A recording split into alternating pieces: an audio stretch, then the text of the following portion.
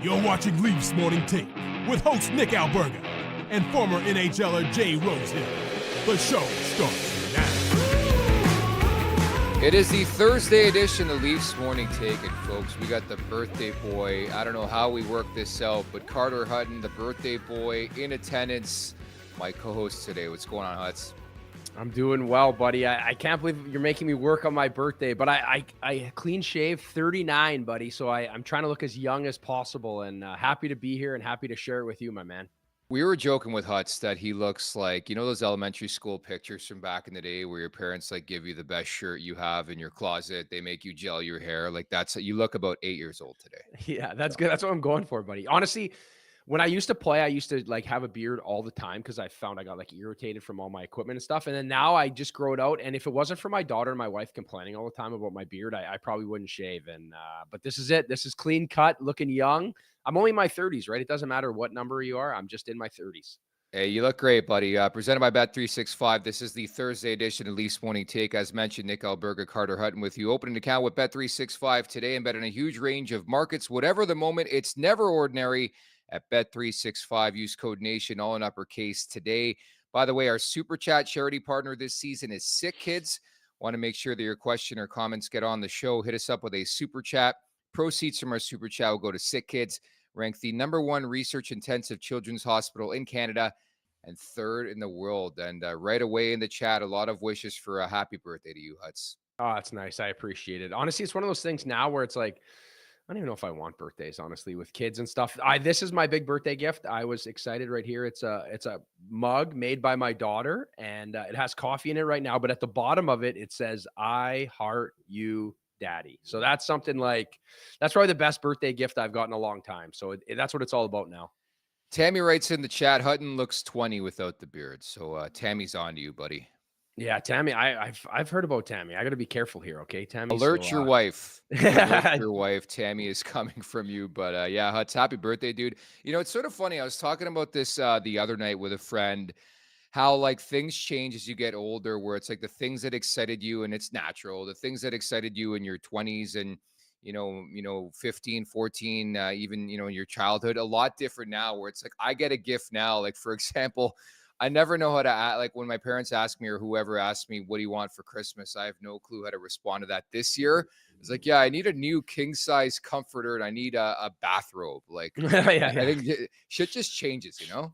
It does. It sneaks up on you, Nikki. And it's one of those things. It's a good thing though, right? I guess everyone has different phases of life. And for me now, it's more like sharing it with my kids, or like, I just want some time to go do stuff and be present and have time. Because again, like in the world we live in now, there's so much time to be away from family and be tied up by jobs and phones and life. And so it changes. But when we were kids, right, it was like, you knew exactly what you wanted. For me, it was like, you know, you wanted that PlayStation game or a hockey stick or that goalie helmet. So it's funny how the materialistic side of it changes so much.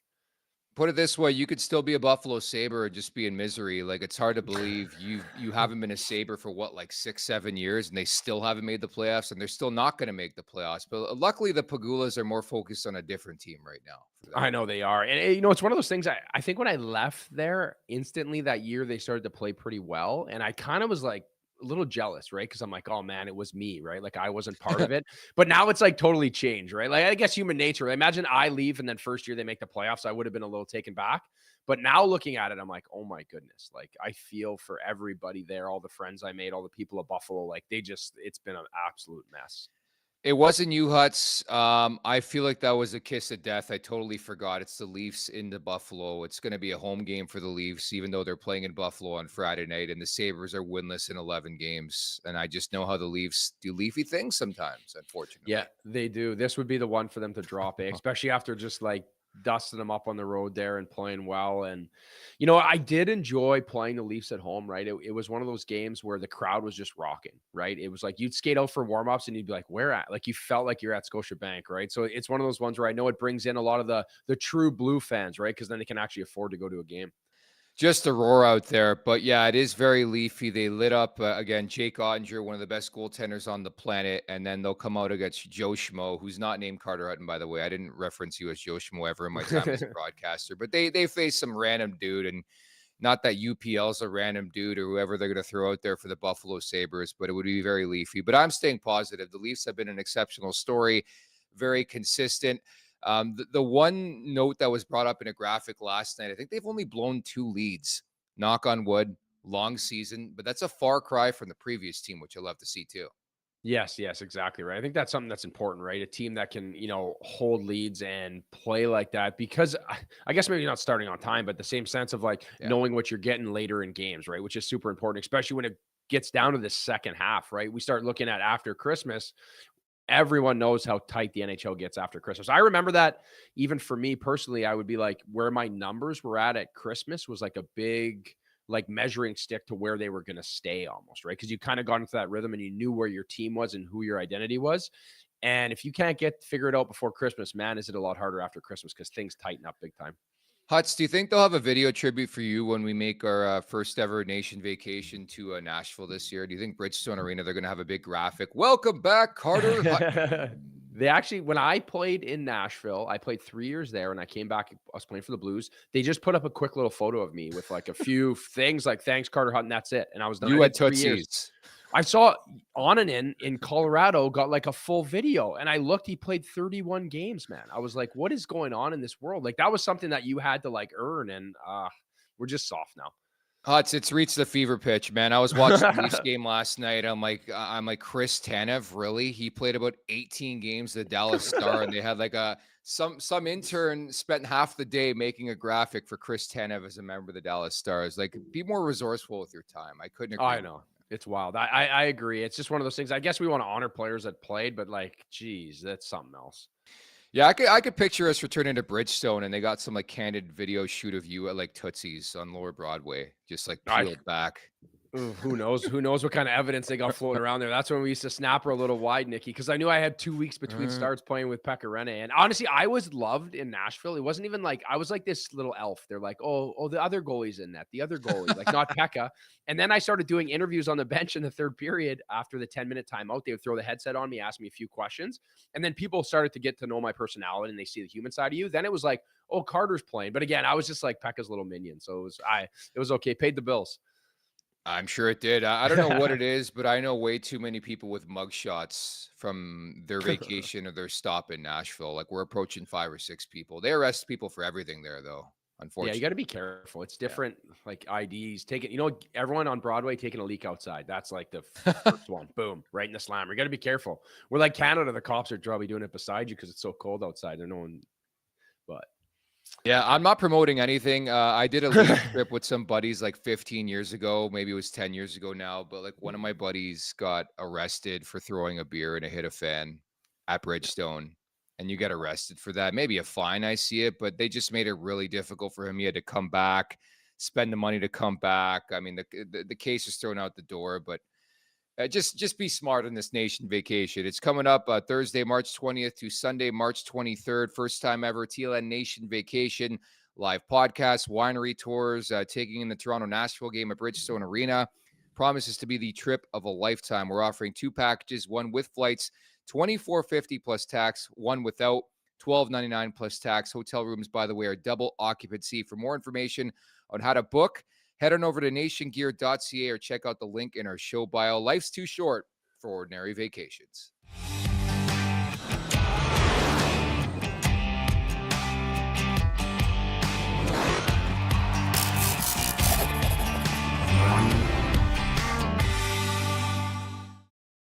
That's when you know we mean business. We have a commercial for this thing now.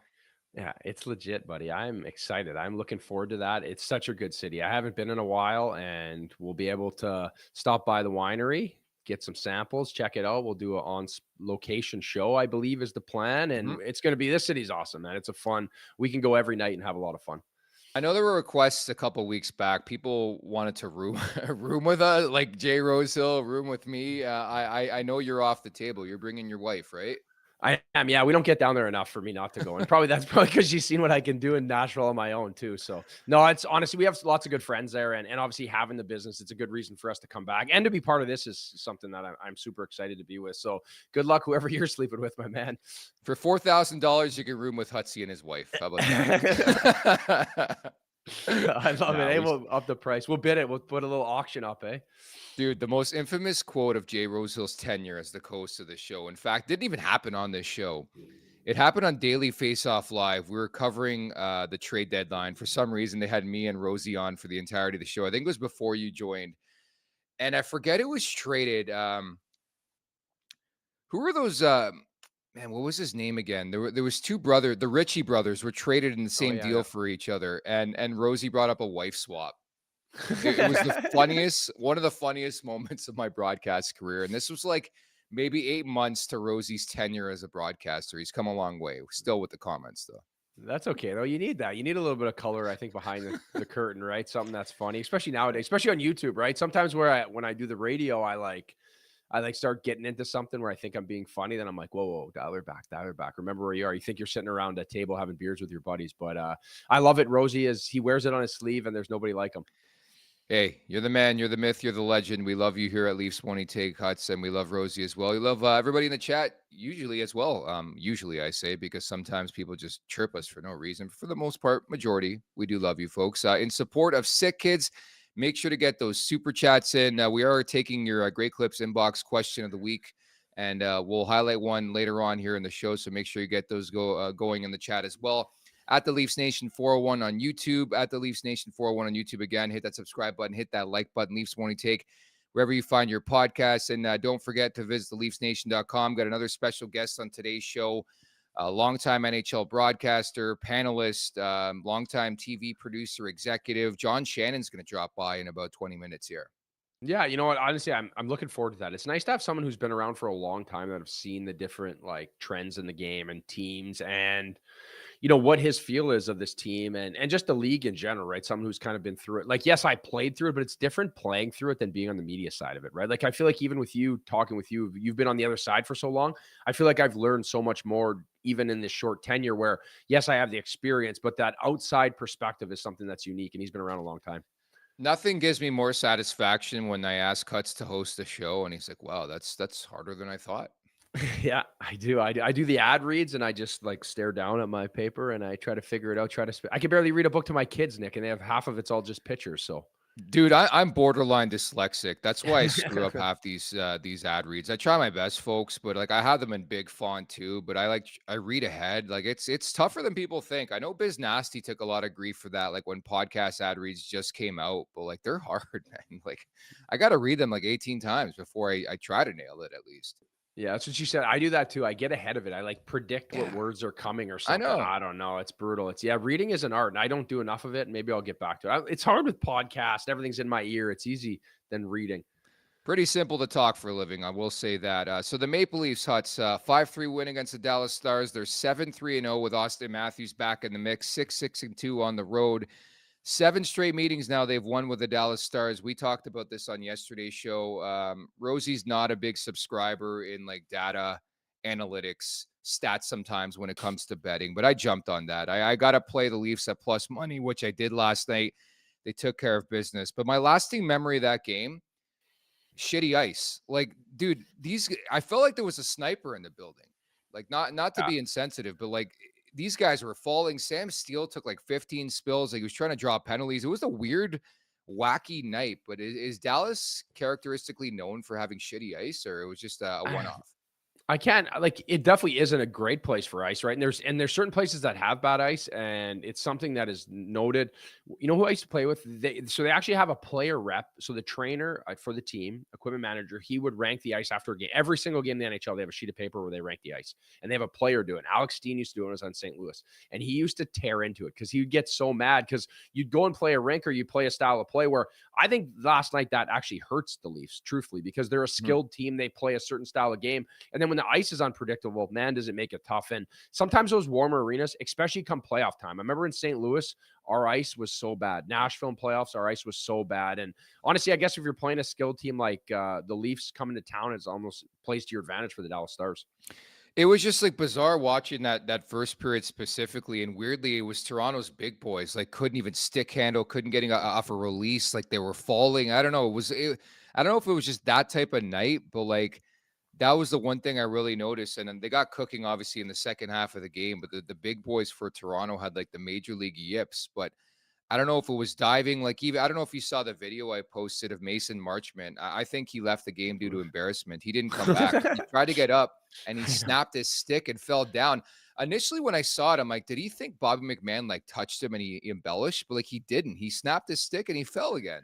He just like leaned on at that point. It was like, I actually felt for him. Like, that's so embarrassing. Cause I've had moments like that where you fall randomly or something. That was a tough one. And I think for this team too, like, I know we talk about the starts and not really starting on time, but it's tricky when you have a team that is a skilled team getting their game right away. It's much easier to be. We talk about that lots in the NHL when I played, was like road teams. If you're just like a simple team on the road, you don't have to worry about anything. When you're the Leafs, like, you win by committee, especially when all your dogs are on one line. And a great example, I think, last night would be the best line on that ice was that third line who were just trying to keep it simple and grind it out. What a prevailing story in this market. Again, because a lot of these guys have been on the outs, kaputs. Domi really, really struggled to get going offensively, comes back. He scored in back-to-back games. Bobby McMahon was a healthy scratch for the first game of the season. Like, it really is a success story. I know it's a couple games in. I'm not saying that it's all rectified and they finally have a third line, but Nick Robertson scores in back-to-back games. Like, it's such an interesting combo when you look at the size dynamic, specifically when it comes to Domi and Robertson, but there's definitely speed and there's good shooting ability. And I'm right there with you. That was a difference in the game. Weirdly enough, was a third line. How often can we say that in Toronto? Yeah, not often, right? It's something you need, right? It's something that having a third line, we see this, I think, historically, if you went back and you looked at teams that have had success in the playoffs or had success in the Stanley Cup finals, you need a team that can do that. The one for me that I thought was interesting, I don't know if we're going to show it, that's Domi's last night, but Robertson's goal. So he tries to toe drag a guy, it gets poked off his stick, and he's lucky enough to grab it, where if that puck gets turned over, they're going back the other way 3-on-2. All three forwards are down low. And that's that like high risk hockey sometimes that I don't love out of Nick Robinson. But what I do love, I actually listened to Rosie last night on Leafs After Dark, and I don't want to steal his thought. I want to give him credit, is the fact that you have three guys that are like playing for their lives almost on that third line in a sense, right? You don't have any cushion. And then you look at that second line, how deep they are. But I like that idea. I think getting pucks to the net, but granted, I don't want to get too, I think winning games you're not supposed to win is a good thing, right? I don't want to think too much involved in it because they're winning games late and, the slow starts, whatever. But if Jake Ottinger were to make a save last night, this could have been actually a hockey game. He was absolutely brutal.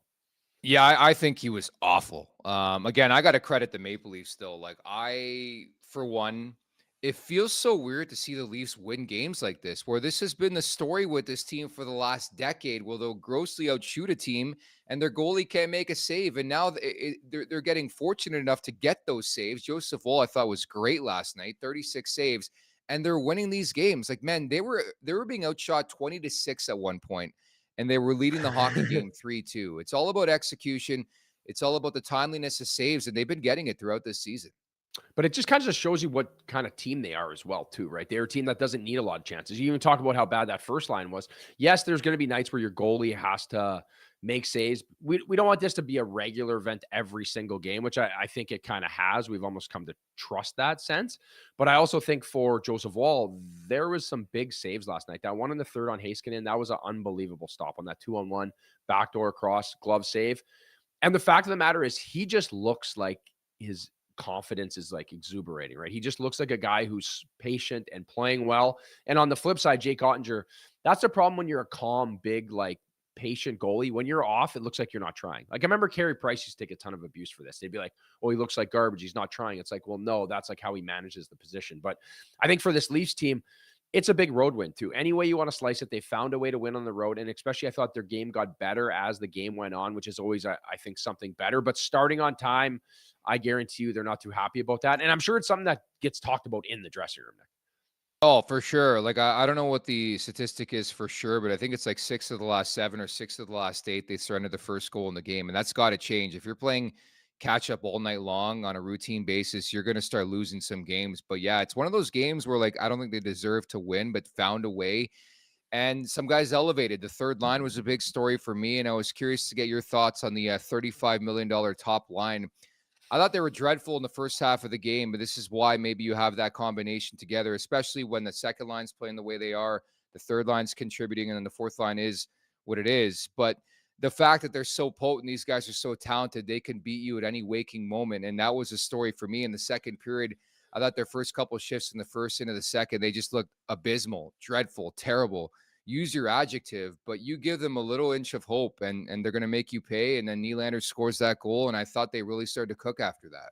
Yeah, I thought they did. I thought they got going, right? It took a while to get through. And that's how good this line is, right? You give them a little bit of daylight, no matter how bad it's been, and they make you pay, right? I didn't, even on the first goal against, I didn't really love Matthews' effort. Like, it felt like it could have been harder. What the hell was that? Right? Like, he makes a initial play on it, and then he just kind of gives up on him. Like, man, you're one of the best. I just watched you score that overtime winning against Jersey and fight off a guy from the red line in, like, when you've been on the ice for a minute and a half.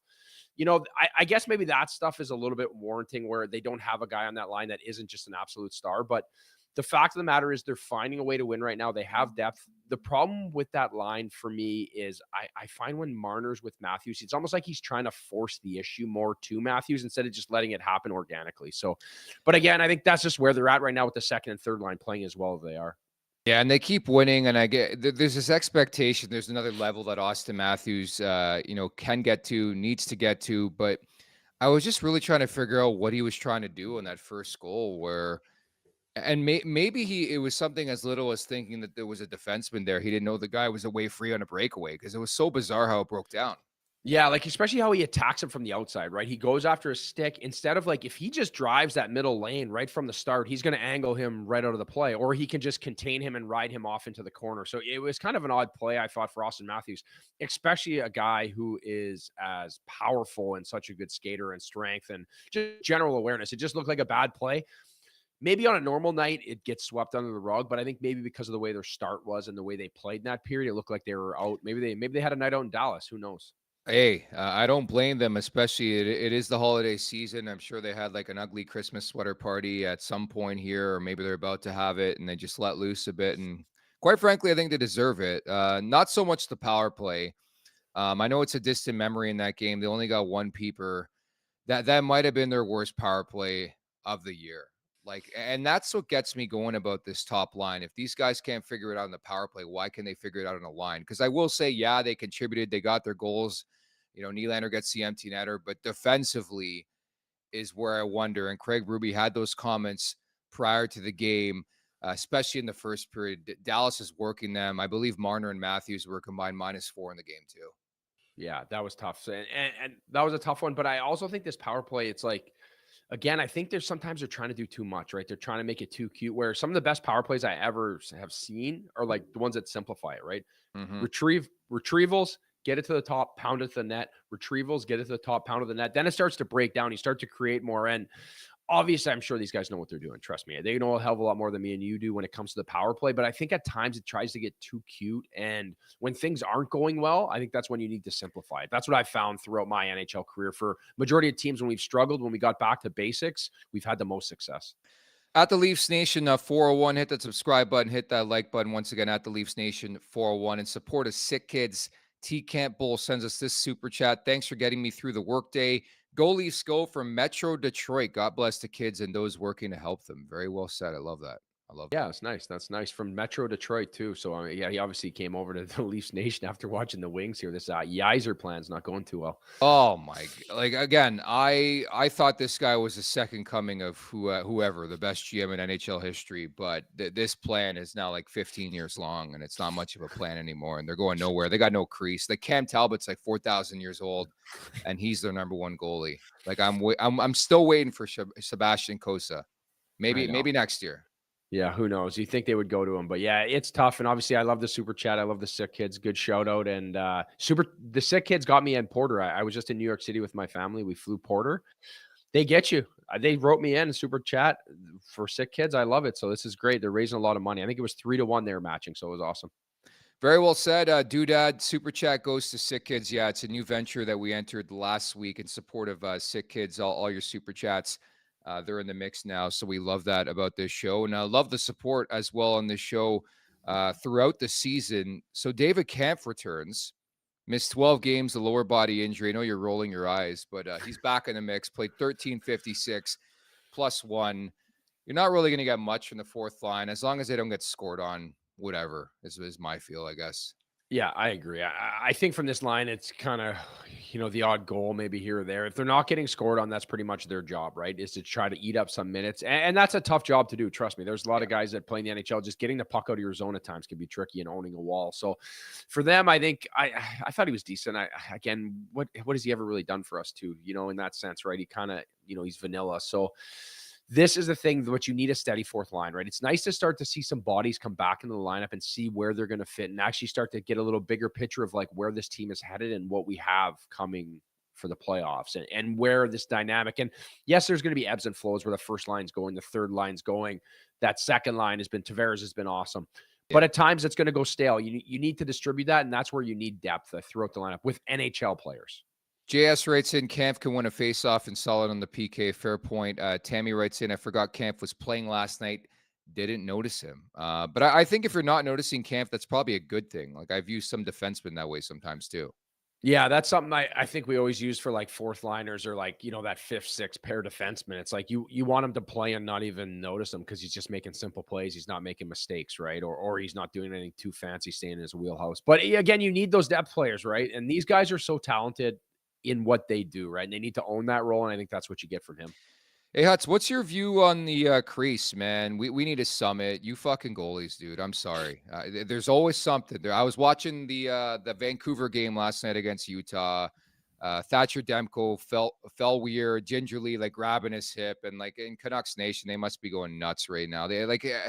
There's just so many different stories. Guys can't stay healthy. I'm not, precluding that when it comes to obviously an Anthony Stolarz, but he goes down. Joseph Woll thrown in the fire. He's obviously the number one, but it always concerns me. They got to be careful with this guy's deployment because of his injury history. Have you talked to your buddy Matt Murray lately? I haven't talked to Matt. I should check in and see how he's doing. Got a shutty last night. I know he's playing well. And I said this early on when working with him this summer, is the best I've seen him, like mobility wise and just moving and getting both his hips done. And he has it between his ears, right?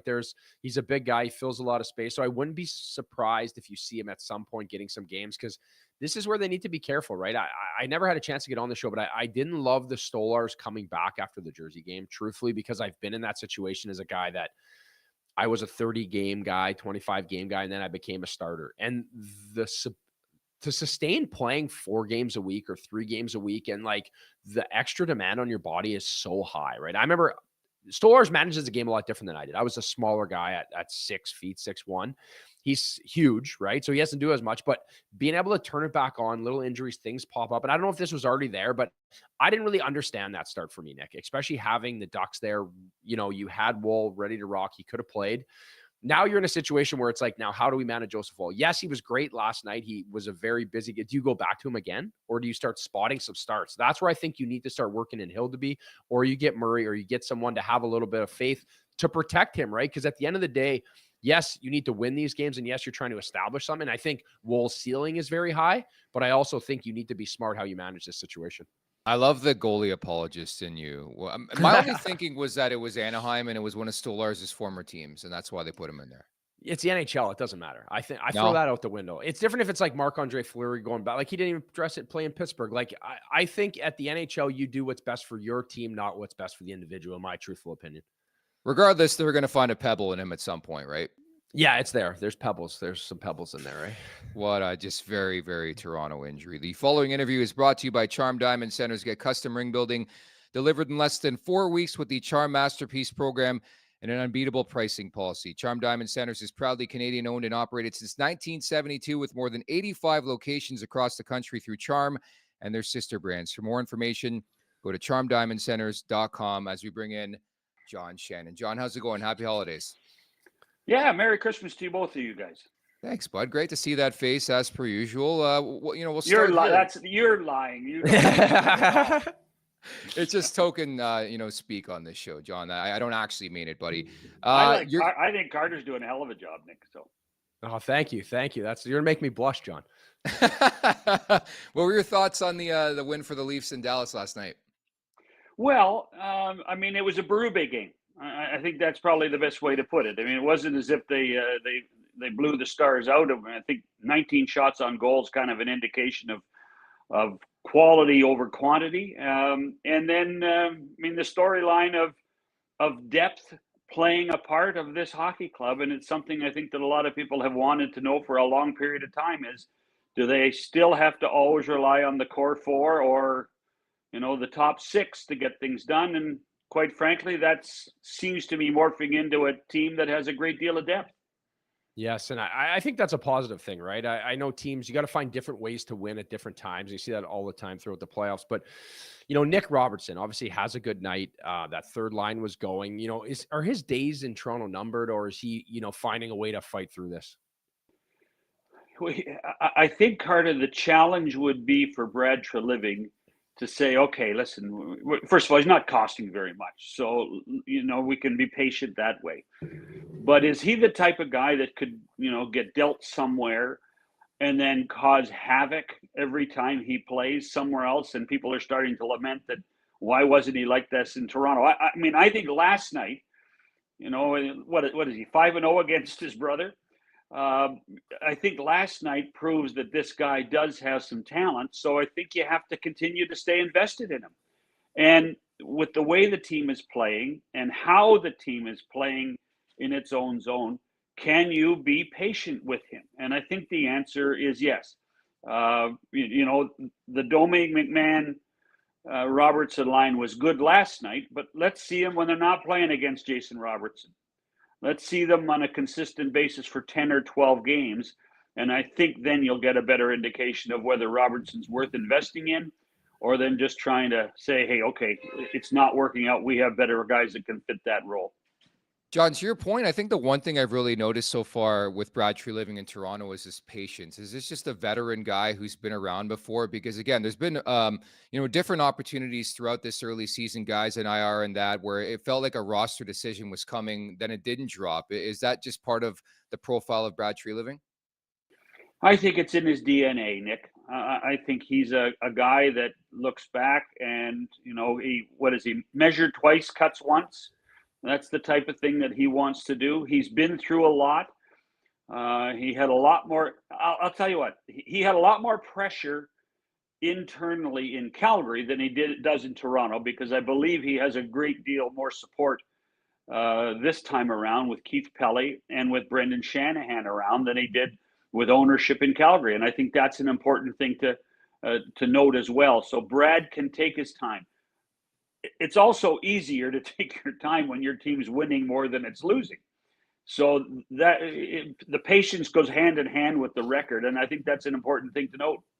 Yeah, I do think that is important, right? I think that takes a lot of pressure away. And that same concept now is these Leafs win, and obviously Joseph Woll and Anthony Stolarz have been great and they have continued to win, but now you're without Anthony Stolarz, right? And the team seems to win.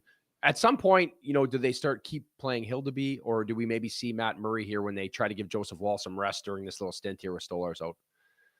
The noise about Murray, it just seems to never go away when these situations occur. So I don't know whether that's internal or whether that's people like us bringing it up constantly. So you do have to wonder about that.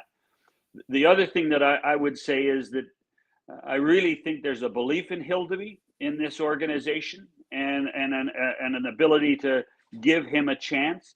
And then you have to hope that Stolarz isn't out for 3 months, that it's 4 to 6 weeks, as they've indicated. To me, that's a big part of what's supposed to happen, what's going to go on.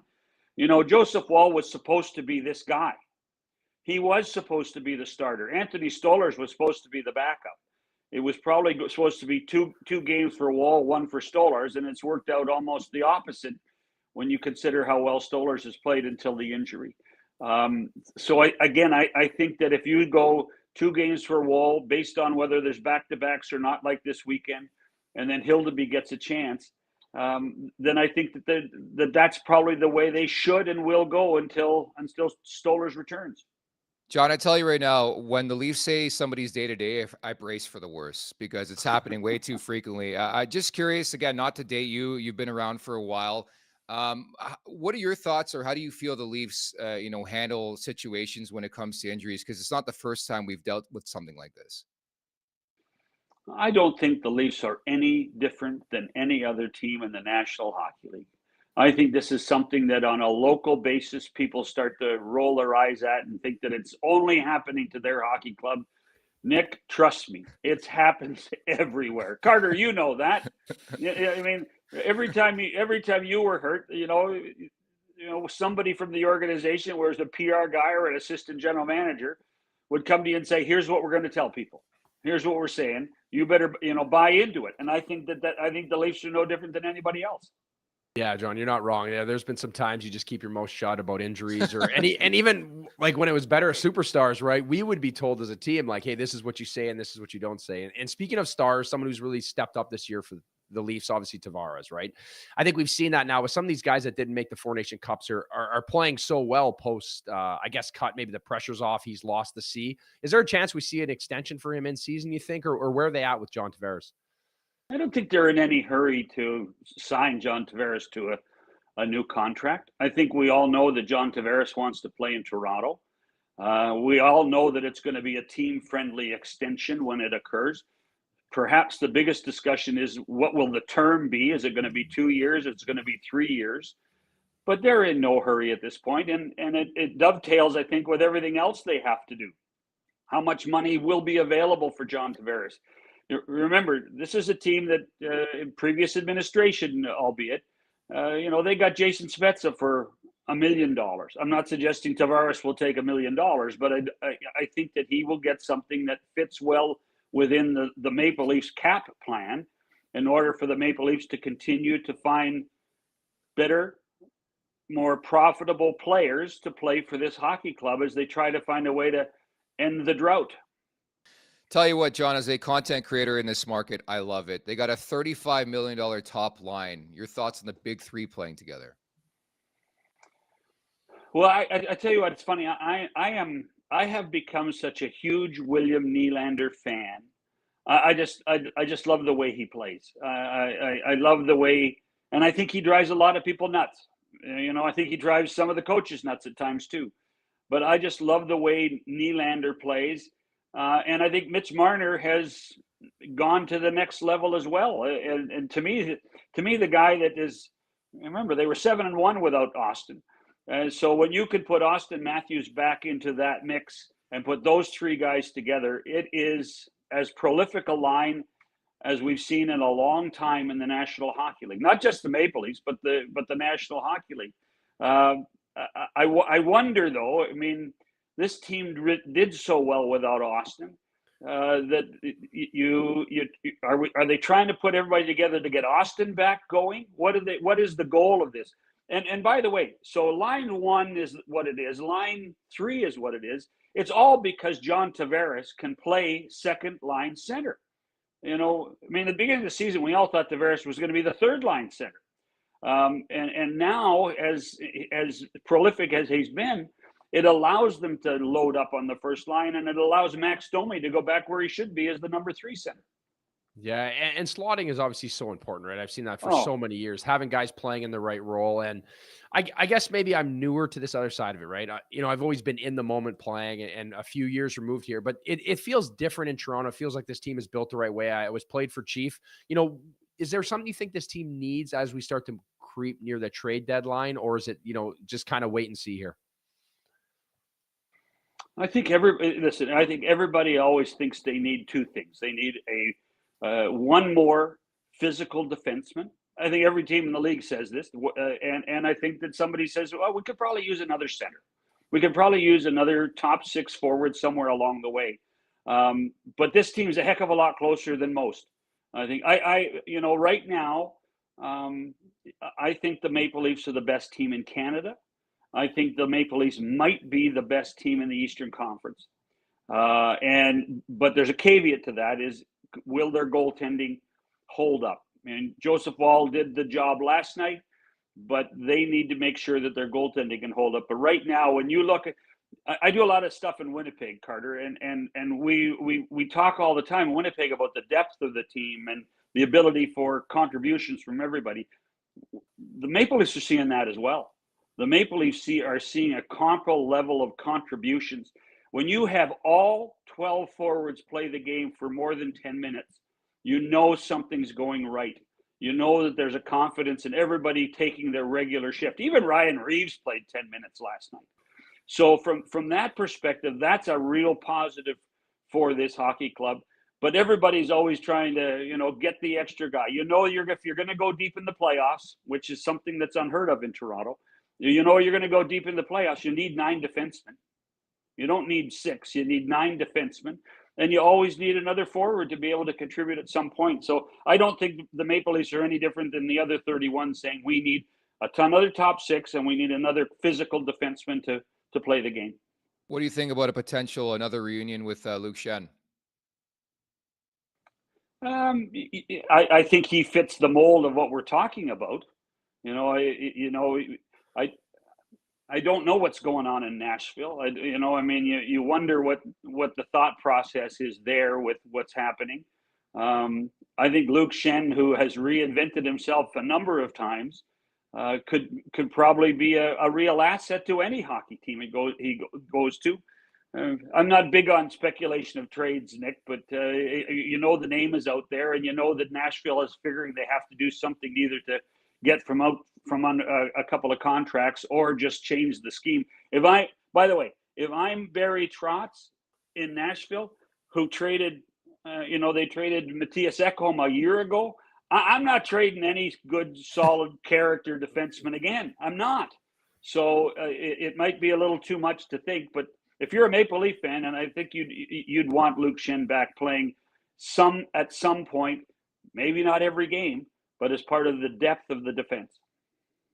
Yeah, I agree. And I feel like there's going to be a lot of teams lining up to get a defenseman like Luke Schenn, especially as the time rolls in, if he is on the market. But, for me, I guess with this Leafs team, seeing the way that they're coached now and the way that they play and that consistency, do you think there is that, it is a bit different now? I guess you've watched the Jets. You've seen that consistency. Obviously, they have Connor Hellebuyck, which is a big difference, right? Where now it seems like they're playing a little bit more of that predictable hockey. And in my case, the teams that I played on, when we had that defensive zone structure and that predictability, it made us so much more dangerous. And I think that's what I'm really starting to feel now as I see this Craig Berube coach Maple Leafs team. Well, that's the biggest difference in this hockey club. Not you guys can't check your notes, but name the top 3 defensemen for ice time last night, and top 3. Was Morgan Riley one of them? The answer was he wasn't one of them. No, there you go. He was 4th. There were 3 other guys with more ice time as defensemen last night in Dallas, and I think that speaks to where the improvement of this hockey club. That's not a knock at Morgan Riley, but Morgan Riley's now slotted properly as well. So from that perspective, that whole side of the puck, what you talked about, Carter, about playing in your own zone, better defensive structure, that's the biggest difference in this hockey club. This team could always score, but it couldn't necessarily keep the puck out of the net. The goaltending has helped, and certainly, McCabe, Tanev, and Ekman-Larsson, who were those 3 guys, those guys have made a huge difference to this club. John, last one here. We know the trade freeze is coming on later on tonight. I know you talked to a lot of people. You get the sense there's going to be more activity, and do you think the Leafs could be part of it or probably not?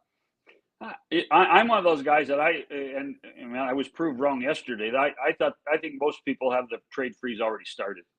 I think that there's the human aspect and element to this when people say, if we trade for a guy, well, is he going to be able to play on the weekend? If you talk between trading an American to a Canadian team, will you get your immigration papers in time? There's lots of little things that probably go into this.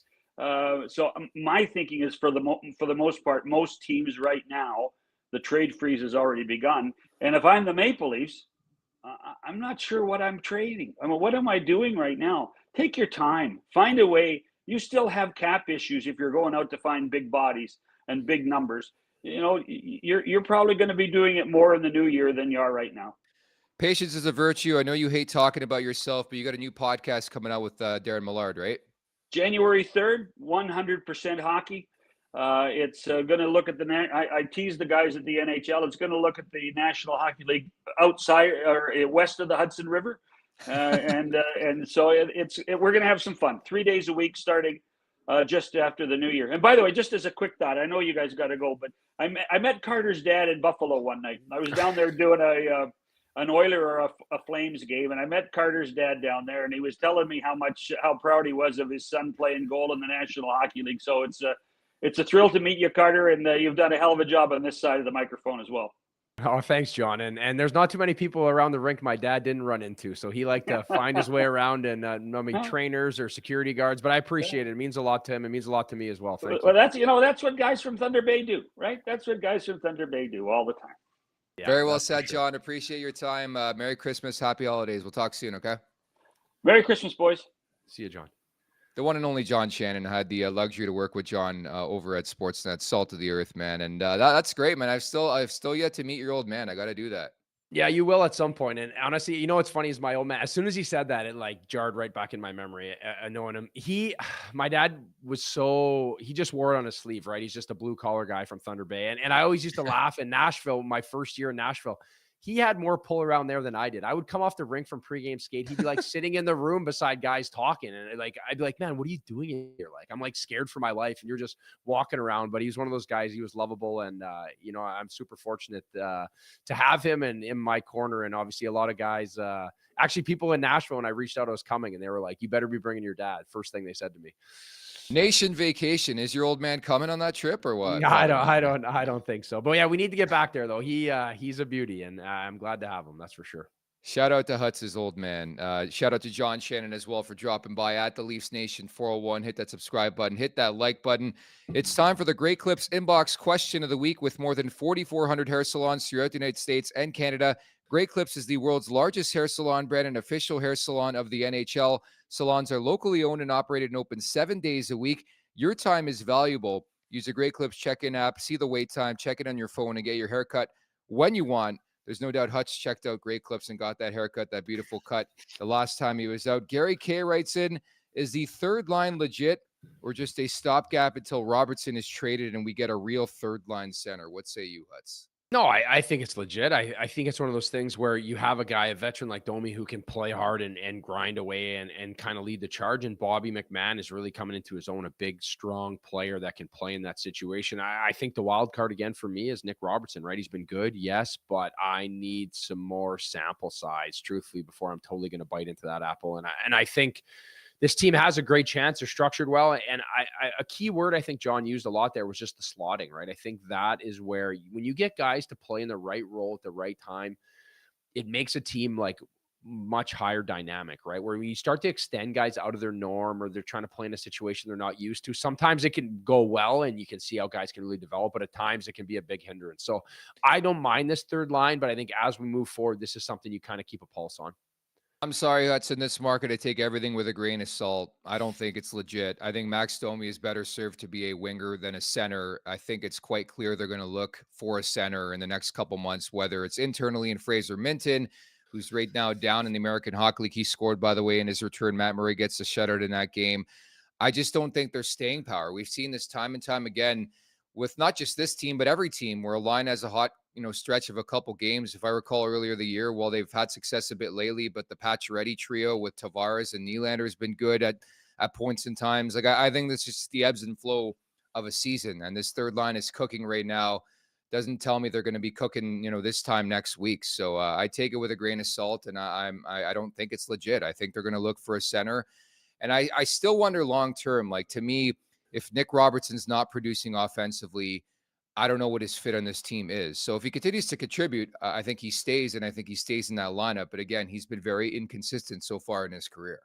Yeah, no, you're not wrong, right? And I think you're showing your scars from the past, right? It's one of those things where prove it in the playoffs, right? It's kind of come down to that point now with this team. I feel like everything at this point feels a little bit like a formality because of we've had so much regular season success with like lack of success in the playoffs.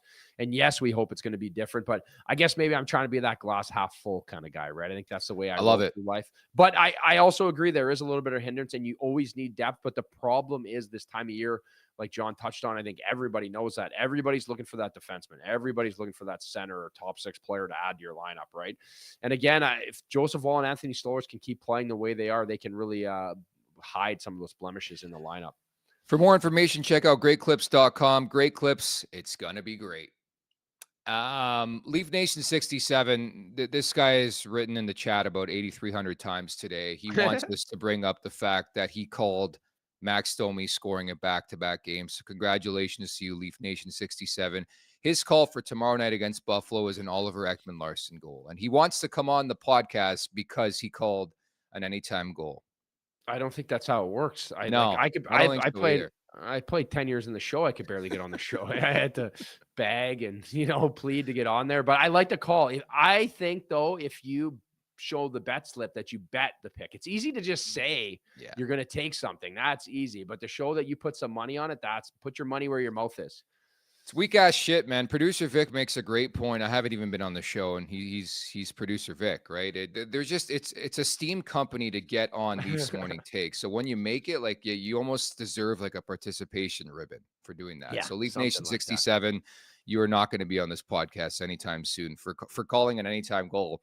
I mean, with that in mind, Zach Phillips was ripping everything in our chat on Thursday. He called a Nylander anytime goal. He called a Nick Robertson anytime goal. It happened 30 seconds apart. So yeah. Well, check out my starting goalies ad every day. I got to put myself on a limb each day and try to make picks out to the public. So no one likes to comment when I pick a winner, but when I pick a loser, trust they all come out of the woodwork. Yeah, that was my only gripe with like betting when it started, and it's not as big anymore. It's like, oh, if I get it wrong, I'm in public eye. But you just go with the flow now. I think people understand betting. I mean, it's a crapshoot at the best of times. You just got to pick.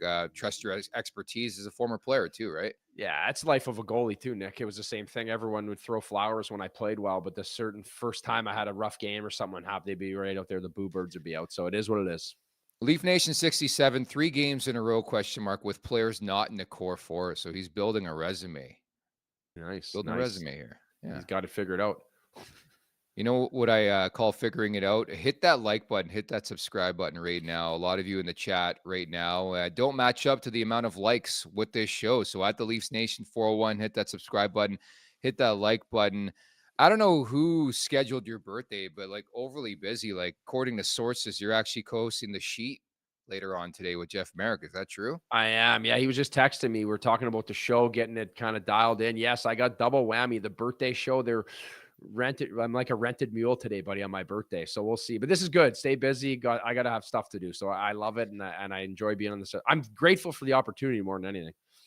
Leaf Nation 67. Yeah, Zach picked the easy pick. So this guy's on a power trip right now. Jake Lavoie writes in, have the guy on the show, boys. Give Horn, give Hom. Oh, okay. I don't know. I don't know if I read that correctly. I think I anchored man there. Sounds like something I don't want to. It sounds like I know something I don't want to. Oh, give him the 30 seconds. Jake, like he had a meltdown during typing that message. That's okay. I've been there before. Sometimes I have to reread my text after someone says what, and I'm like, oh wow, I can't believe I sent that. You've done it to me. It was like last night we were trying to think of a podcast title, me and producer Vic, as we do every night after the games. And Dick Down in Dallas, you know that song, Dick Down in Dallas? Yeah, I was going to go, I wanted that as a podcast title. And then Vic came back with Demi Does Dallas. And I'm like, you mean Domi, right? And he's like, yeah. He's like, autocorrect got me. It's the worst feeling in the world, man. Demi Does Dallas would have been good. I do enjoy that. That's funny. Yeah. I was going to ask you too, are you officially a sheethead then? I love that. Sheethead. I guess so. Jeff Merrick. Yeah. I'm in the sheet. Yeah. This will be my first stop by. I'm looking forward to it. Hopefully I'll be the goalie guy across the board here. I'm just getting my reps in, my man. As I always say, don't fuck it up, Huts. It's time for the last call, brought to you by Bet365. Open an account with Bet365 today and bet in a huge range of markets. Whatever the moment, it's never ordinary at Bet365. Use code NATION, all in uppercase today. That's NATION, NATION. I'm going to ask you about a specific game. I love revenge spots. You're a goalie guy. I'm telling you right now, it better be Georgiev against Blackwood tonight. I'm going to freak if it's not. But how would you play that game, San Jose and Colorado? It's got to be. I feel like I'd be taking the Colorado Avalanche over. Like they're going to put up 4 or 5 spots. I feel like they're going to try to absolutely bury him, in my opinion. I just feel like it's one of those games where the way he left there, and I think he was accountable for a lot of things. I think they're going to want to show that he was the reason why they weren't a good hockey team, in my personal opinion. I think Blackwood will be good tonight. Nikolai Kovalenko, don't sleep on that name. He's been red hot with Macklin celebrating in the top line. Maybe you play the anytime goal. I love the revenge spots, man. I know it didn't come through last night with Chris Tanev, but it did for Max Domi. And the family revenge with Nick Robertson. He's got like 3 goals in 5 career games against his brother. It would, yeah. That would be. I do love that there is passion. There is that reason to play. I just think bouncing back from that Vancouver game, I see them playing well. There's no way they go with Wedgwood, is there? Like, I know somebody in the chat saying right now it says Wedgwood, but I'm always careful. I guess, yeah, Blackwood's confirmed. I'm looking at an app right now. Blackwood's confirmed that game. They're going to go with Georgiev, San Jose, right? Yeah, that's the confirmed. That's got to be Georgiev's got to go. So I feel like that is the game that I got to do for starting goalies too. I got to shoot that today. I'm gonna hype that up. Maybe I'll steal your line there. See, I'll actually put the bet out into the world here today. Yeah, no, I like that. And producer Vic brings up as well. Colin Blackwell was all over the ice last night, only natural, playing his former team in the Toronto Maple Leafs. He had a cup of tea coming over from Seattle a couple years ago. I actually liked the fit, but they didn't re-sign him, and he was buzzing all night long, and he scores in that game. So never underestimate the revenge angle when it comes to betting in general. But I'm predicting more of a low-scoring game, by the way, with Colorado and San Jose. I think both goalies have a lot to prove in that game, namely Georgiev, who's just a tire fire for Colorado. Would you be shocked if he comes out there and gets like a 2-0 shutout? I wouldn't. That's what just goalies do sometimes. But I think San Jose's been better than people give them credit for. So I'm looking at that one. I also like the under Boston and Edmonton. But Huts, great stuff. Great of you to spend your 39th birthday with us here on Leafs Morning Take, man. That's it. I love you, Daddy. Wow. That's it. Best gift I've got, buddy. That's it. That's the birthday wrap for me. Any big plans for tonight? I know you got the sheet with Jeff Merrick later on as well, right? No, my daughter has hockey practice, so I'll be on the rink hanging out. Nothing too crazy, my man. This is life. Yeah, it's a tough life. Hockey dad extraordinaire. Hockey dad extraordinaire. Huts will be back in the mix next week. By the way, we're putting together a holiday special that's going to drop on Christmas Day. We're doing the first ever Christmas roundtable on this podcast. It's going to be me, Huts, Jay Rosehill, and Zach Phillips just talking about your Toronto Maple Leafs. I can't think of anything better on Christmas Day. When you're tired of your family, you just turn on a podcast. Yeah, I might be half cut during that one, so it'll be a good one. The more cut, the better, I think, the podcast will be, honestly. So I would probably fully endorse just cranking it wide open, have a cigar in your mouth if you want, have a zin in. I don't give a fuck, man. It's going to be fun. Let her rock. I'm looking forward to it, Nikki. So we'll see you next week, and we will get that Christmas special rocking, my man. Sounds good. Thank you once again to Carter Hutton. Thank you to everybody in the chat. You guys are phenomenal, today, all week long, all year long at the Leafs Nation 401. Do us a favor before you depart.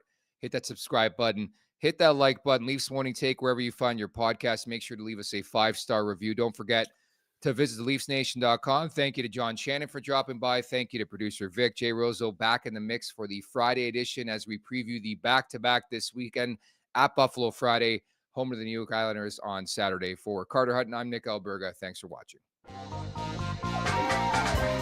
Make sure to check out more of our content right here on the Leafs Nation YouTube page. We got long-form interviews, we got clips, we got epic rants by Jay Rosehill. We simply have it all. And don't forget, you can find out much more at theleafsnation.com. Thanks so much for watching.